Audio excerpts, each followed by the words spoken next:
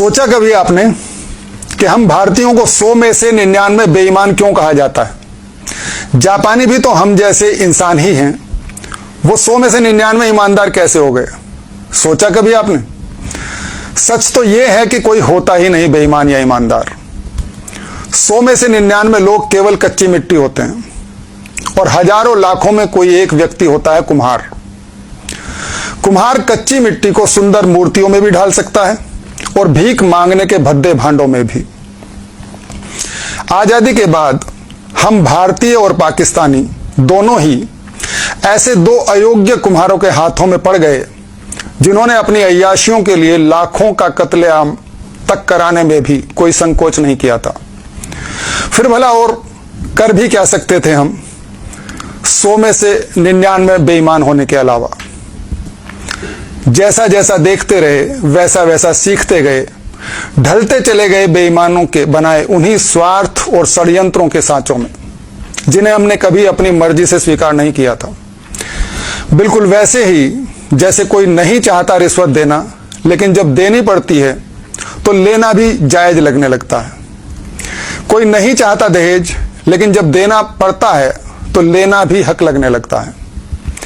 कई दशकों तक अगर कोई जंजीरों में बंधा रहे तो उसे वो जंजीरें ही अपना परिधान लगने लगती हैं। आदत हो जाती है जंजीरों की भी उसे। हमने भी इस थोपी गई बेईमानी को ऐसे ही अपनी निजी चाहत मान लिया था, स्वीकार लिया था कि हम हैं ही 100 में से 99 बेईमान।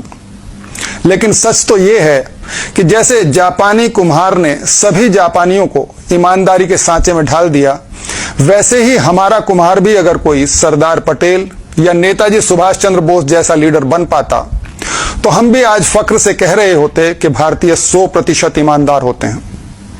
आज जो कुम्हार हमारे बीच उम्मीद की एक किरण बनकर आया है, डर है कि उसे कहीं हम गंवा न दें। राष्ट्रगान पर खड़ा होना सिखाने से शुरू किया था उसने, स्वच्छता सिखाने लगा है वो अब हमें।